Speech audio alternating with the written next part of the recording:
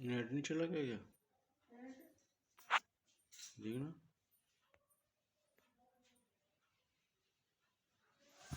इसका नहीं आग लगती है।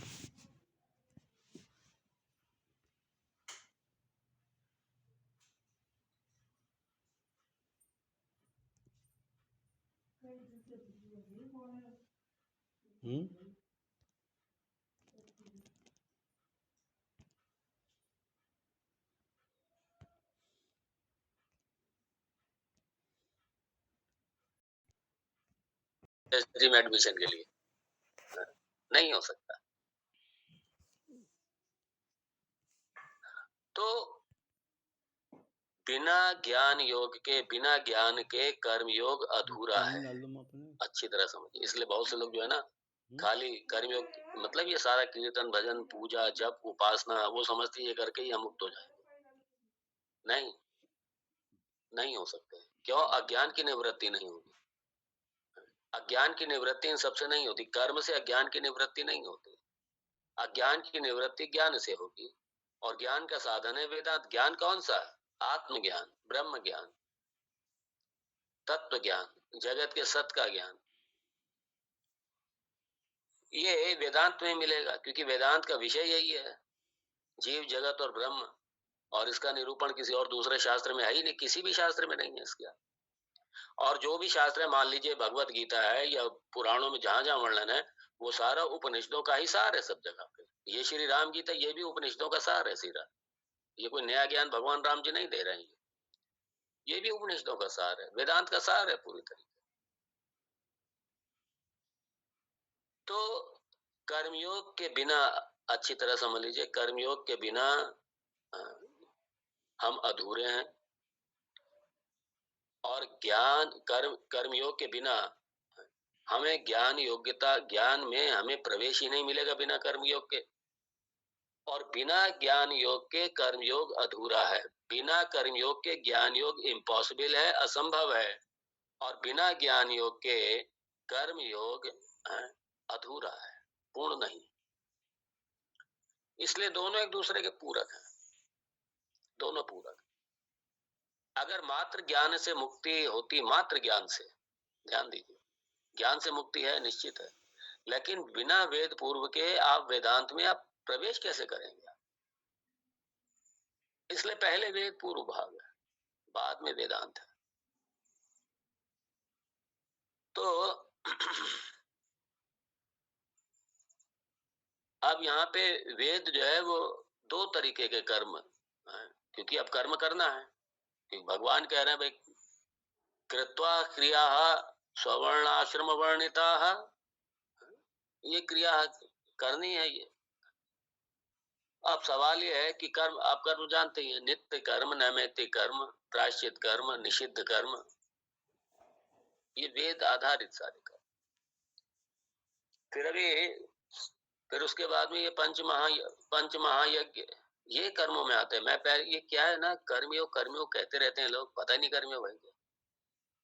वो ये समझते हैं कि बस गधे के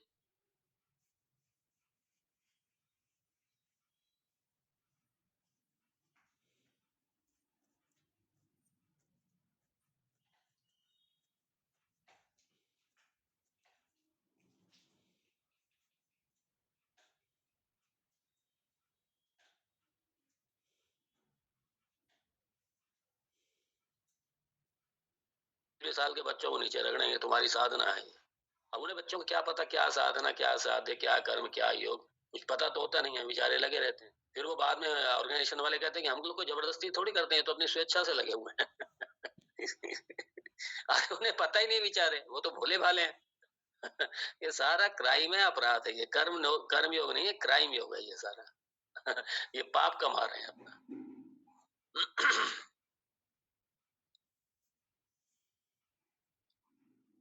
तो वेद दो तरीके के कर्म, अभी कर्म तो हमने वो 4 तरीके के देखे, लेकिन एक सकाम कर्म मूल रूप से, जिसका उद्देश्य लौकिक सुख सुविधाएं, लौकिक लाभ और दूसरे तरीके का कर्म है, वो निस्वार्थ कर्म, वो हमारे अध्यात्म के लिए सहायक हो जाते हैं। जब कर्मयोग की बात कर रहे हैं तो निस्वार्थ कर्म, निष्काम कर्म।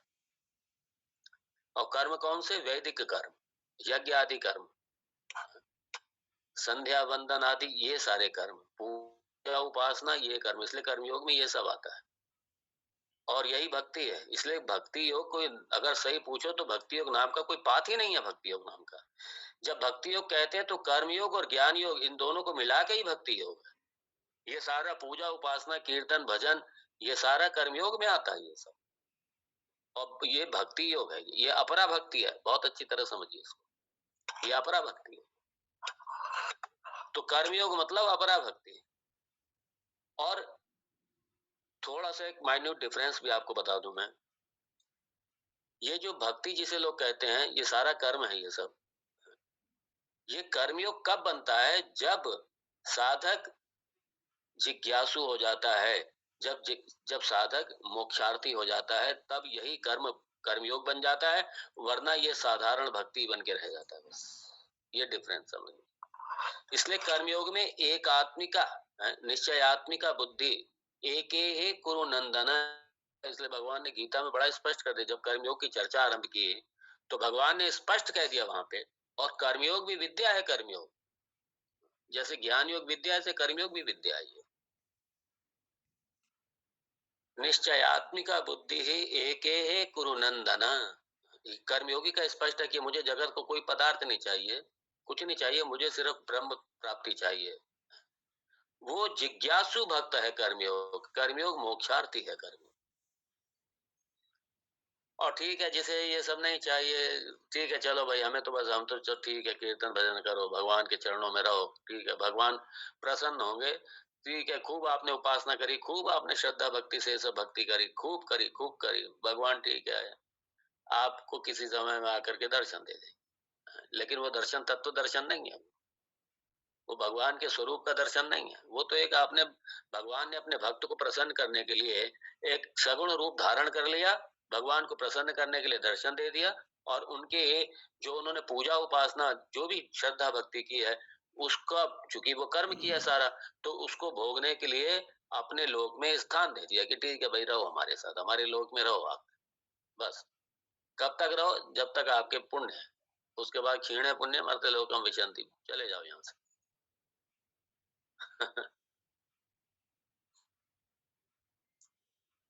इसलिए द्वैतवादी में जो सारूप्य मुक्ति, सायुज्य मुक्ति है, सालोक्य मुक्ति,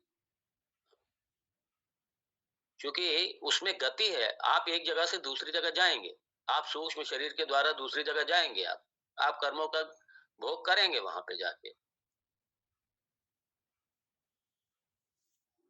वो वेदांत की ये वो मुक्ति नहीं है। यहाँ पे वेद में उस मुक्ति का नहीं है, वेदांत में उस मुक्ति का नहीं है। वेदांत तो कहता है आप अभी इसी समय मुक्त हैं, आप तो ब्रह्म ही हैं, आप ब्रह्म स्वरूप हैं, आप, ये आपका स्वरूप है, आप आनंद स्वरूप है, सच्चिदानंद आप हैं। लेकिन चूंकि आपने अपने आप को देह मान रखा है, अपने देह में इतनी आसक्ति है, देह को मैं मान रख के बैठे हैं, इसलिए देह को मैं मानने के कारण अपने आप को छोटा समझ रहे हैं, अपने आप को मरने जन्मने वाला समझ रहे हैं, अपने आप को परेशान समझ रहे हैं, अपने आप को दुखी समझ रहे हैं, अपने आप को, क्योंकि अपने स्वरूप को जानते ही नहीं कि मैं कौन हूं। तो वेदांत, ये जो आपका अज्ञान है कि आप अपने स्वरूप के बारे में नहीं जानते, उस अज्ञान का मर्दन करता है वेदांत। अरे आप तो ब्रह्म हैं, वो थोड़ी जाएंगे ब्रह्म, लेकिन आपको पता नहीं है। तो डिस्टेंस जो है सिर्फ इतनी है कि अज्ञान की दूरी है, बस अज्ञान हटा, आप तो ब्रह्म हैं। ये जगत आपका ही सब, ये आप पर आश्रित है। जगत, जगत भी दूसरा कुछ नहीं है, एकमेव अद्वितीयम ब्रह्म, और इदम सर्वम आत्ममयम, इदम सर्वम ब्रह्ममयम। ये ज्ञान, ये मुक्ति है। ये आप मुक्त तो हैं ही आप स्वरूप से।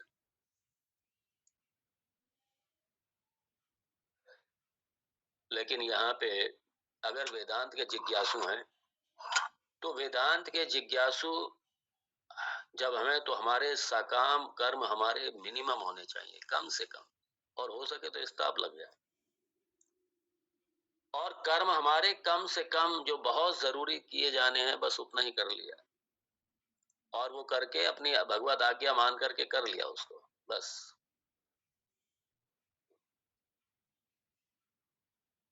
और जो भी प्रसाद है उसको भगवान का, जो भी रिजल्ट है, जो भी फल है कर्म का, उसको भगवान का प्रसाद समझ के स्वीकार कर लिया।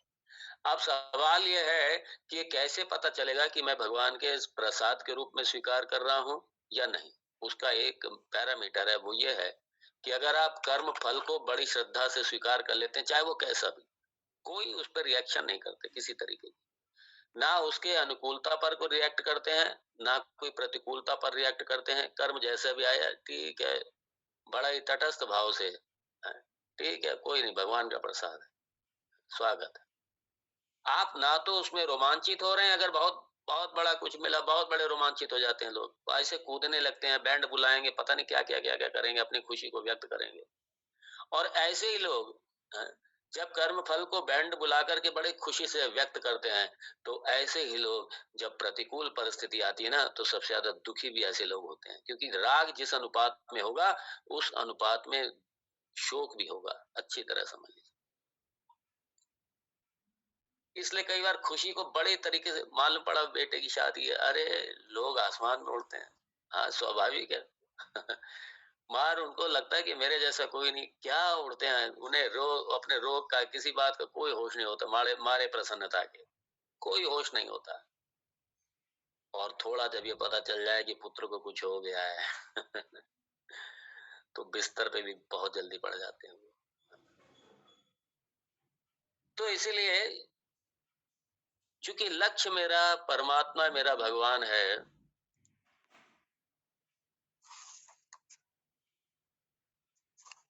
और इसलिए कर्म को अपना धर्म समझ के ईश्वर की आज्ञा का पालन करते हुए, ये ईश्वर की आज्ञा है, जो भी मेरा कर्म है और मुझे करना है।